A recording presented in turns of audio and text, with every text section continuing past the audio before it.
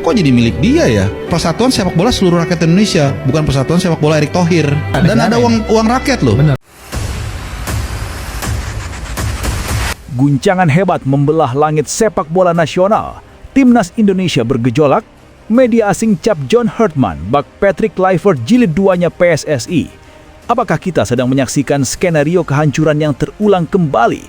Ataukah ini sabotase terselubung terhadap masa depan Garuda? Jangan sampai harga diri bangsa terjual oleh kegagalan yang sama. Saksikan detak jantung kegelisahan publik dan kupas tuntas borok di balik layar hanya di berita selengkapnya. Hanya dengan kedipan mata sang penguasa, 2 kali ketemu Erick Thohir, John Herdman langsung mengangguk ditawari ribuan dolar per bulan untuk latih Timnas Indonesia. Begitu mudahnya tahta suci pelatih Timnas dibeli dengan tumpukan dolar yang menggiurkan. Apakah Herdman datang membawa prestasi setinggi langit atau hanya sekedar tergiur oleh pundi-pundi emas di tengah dahaga gelar kita? Bongkar rahasia kontrak bernilai fantastis ini dan lihat apakah dia layak dihargai semahal itu dalam liputan eksklusif kami. Gempa dahsyat 10 skala Richter siap meratakan Senayan. GBK siap diguncang teriakan Shin Taeyong, Shin Taeyong. Siapapun pelatihnya, jika pencapaiannya di bawah STY, maka teriakan out pasti menggema. Singgasana Shin Taeyong adalah warisan suci yang tak tersentuh. Barang siapa yang berani duduk di sana tanpa nyali baja, bersiaplah ditelan hidup-hidup oleh kemurkaan supporter yang menuntut kesempurnaan. Rasakan getaran amarah rakyat dan dengarkan lonceng kematian karier pelatih mediocre dengan menyimak berita selengkapnya sekarang juga. Proyek judi, nasib Erick Thohir, dan lonceng kematian Herdman. Jangan coba-coba sentuh warisan suci Shin Taeyong. Stop judi nasib. Erick Thohir jangan merasa hebat cuma karena bisa boyong John Herdman pakai ribuan dolar. Uang bisa beli pelatih, tapi uang nggak bisa beli dedikasi berdarah-darahnya Shin Taeyong. Jangan gadaikan martabat Garuda demi selera elit. Shin Taeyong adalah history maker, John Herdman cuma Kluivert 2.0. Coach Shin membangun dari puing-puing, kasih kita nyawa, kasih kita harga diri. Siapa Herdman? Berani-beraninya dia duduk di kursi panas yang masih berbau keringat STY. Melatih Indonesia itu butuh nyali. Herdman, siapkan mentalmu. Kamu pikir GBK itu ramah? Salah, GBK adalah kuburan buat pelatih manja. Kalau taktikmu nggak sespartan SPY, 80.000 orang bakal teriak Shin Taeyong, tepat di depan mukamu sampai kamu nangis minta pulang. Uang rakyat bukan buat pelatih melempem. Kami nggak peduli berapa ribu dolar yang dihamburkan Erick Thohir. Kalau peringkat FIFA Indonesia jeblok di bawah 122, itu adalah kegagalan total manajemen Erick. STY sudah pasang standar di langit, jangan kasih kami pelatih kelas rendahan. Mentalitas kami sudah di puncak, supporter Indonesia sudah terlalu overconfident karena didikan STY. Kami nggak butuh proses ulang. Kalau Herdman berani ubah 1 inci saja fondasi STY dan hasilnya zonk, gelombang out akan meledak lebih dahsyat dari tsunami. Pesan buat Erick dan Herdman, jangan main api kalau nggak mau terbakar. STY adalah harga mati, yang lain cuma numpang lewat. John Herdman, siapkan mentalmu atau silakan kemas koper sekarang sebelum rakyat Indonesia yang mengusirmu secara hina. Sebelum kita lanjut ke berita lengkapnya, jangan lupa tekan tombol subscribe, like, dan notifikasi channel Bolcast agar kalian gak ketinggalan berita terbarunya. Bayang-bayang Shin Taeyong di GBK, standar tinggi dan ancaman out bagi pelatih baru. Stadion Utama Gelora Bung Karno atau GBK bukan sekedar arena pertandingan. Ia adalah hakim bagi setiap pelatih yang berani menakodai skuad Garuda. Menjelang akhir tahun 2025, atmosfer di tribun penonton dan jagat media sosial menunjukkan satu sentimen yang seragam. Standar Shin Taeyong atau STY adalah harga mati. gema nama STY yang tak pernah padam. Meskipun Shin Tae-yong telah resmi dilepas oleh PSSI pada awal Januari 2025, namanya justru semakin lantang diteriakan oleh supporter di setiap laga kandang sepanjang tahun ini. Fenomena ini bukan tanpa alasan. Di bawah asuhan STY, Indonesia tidak hanya meraih hasil, tetapi juga menunjukkan identitas permainan yang disiplin, fisik yang kuat, dan mentalitas petarung yang belum pernah terlihat sebelumnya. Fakta di lapangan menunjukkan bahwa setiap kali timnas Indonesia mengalami kebuntuan taktik di bawah pelatih suksesor, ribuan supporter di GBK spontan melakukan chanting nama pelatih asal Korea Selatan tersebut. Bagi para pendukung, STY telah meletakkan pondasi yang terlalu kokoh untuk diruntuhkan oleh eksperimen taktik pelatih baru yang tidak kunjung memberikan hasil instan. Publik sepak bola Indonesia saat ini berada dalam level ekspektasi yang sangat tinggi. Di media sosial X atau Twitter dan TikTok, tagar seperti pelatih baru out mulai menggema setiap kali skuad Garuda menelan kekalahan atau sekedar bermain imbang dengan tim yang secara peringkat berada di bawah Indonesia. Narasi yang berkembang di kalangan supporter sangat jelas. Jika pencapaianmu di bawah standar STY, maka pintu keluar sudah terbuka. Ini adalah ancaman nyata bagi siapapun yang mengisi kursi kepelatihan. Supporter tidak lagi mentoleransi alasan proses jika proses tersebut justru membawa kemunduran peringkat FIFA atau kegagalan di turnamen regional seperti SEA Games 2025 Thailand yang baru saja berakhir mengecewakan. Mengapa supporter begitu fanatik pada STY? Sentimen ini didukung oleh fakta-fakta sejarah yang diukir STY. Transformasi ranking FIFA membawa Indonesia dari peringkat 170-an hingga sempat menyentuh angka 118 pada pertengahan 2025. Keberanian orbitkan pemain muda, nama-nama seperti Marcelino Ferdinand dan Rizky Ridho adalah produk kepercayaan STY yang kini menjadi tulang punggung tim. Sukses pemain diaspora, kemampuan STY meramu pemain lokal dan naturalisasi menjadi satu kesatuan yang harmonis adalah standar yang kini dituntut dari pelatih manapun. PSSI di bawah kepemimpinan Erick Thohir kini menghadapi tantangan ganda.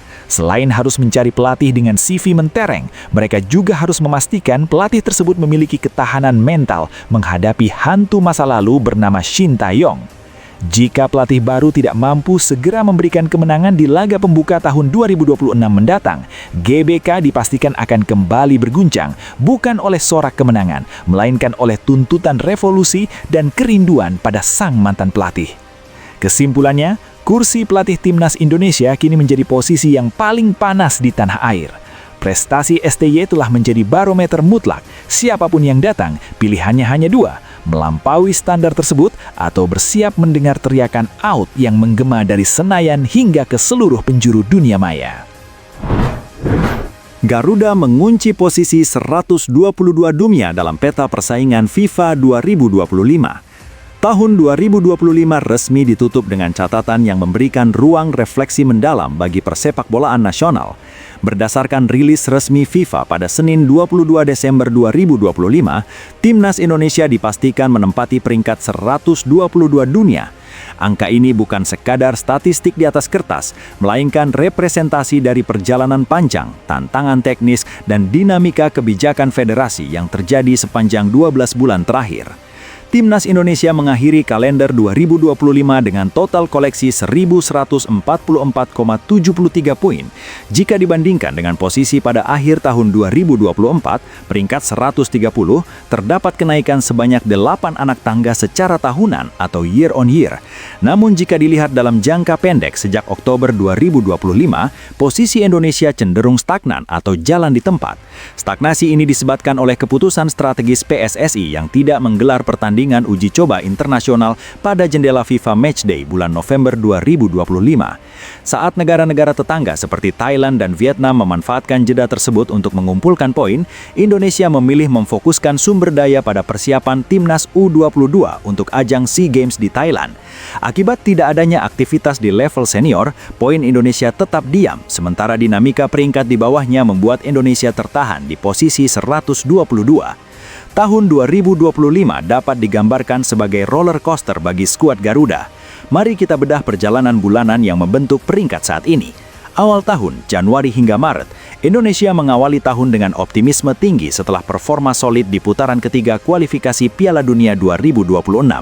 Pada periode ini, Indonesia berada di kisaran peringkat 124 hingga 123. Puncak prestasi, Juli 2025, ini adalah momen keemasan Indonesia di tahun 2025 setelah berhasil menahan imbang raksasa Asia dan memetik kemenangan krusial atas negara-negara dengan peringkat lebih tinggi. Indonesia sempat melesat ke peringkat 118 dunia. Ini adalah posisi terbaik Indonesia dalam satu dekade terakhir.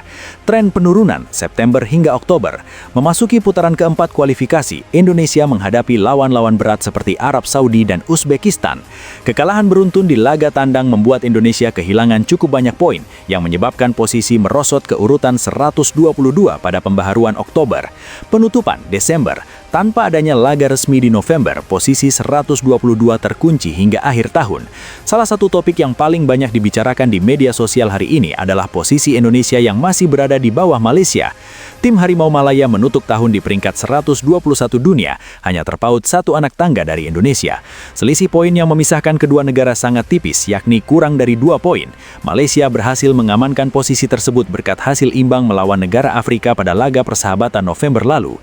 Hal ini memicu perdebatan di kalangan penggemar sepak bola nasional mengenai pentingnya memaksimalkan setiap jendela FIFA Matchday demi martabat peringkat meskipun fokus sedang terbagi ke turnamen kelompok umur.